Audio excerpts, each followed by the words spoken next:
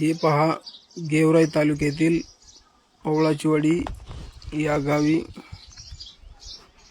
गुढीपाडव्याचे छत्रपती शिवाजी महाराज यांची पताका व संभाजी महाराज यांची पताका लावून गुढी उभारण्यात आल्या व हिंदू धर्माचा झेंडा म्हणून ही एक प्रतीक म्हणून हे पताका लावण्यात आल्या। सर्व गावामध्ये सगळं कसं भगवमय दिसते।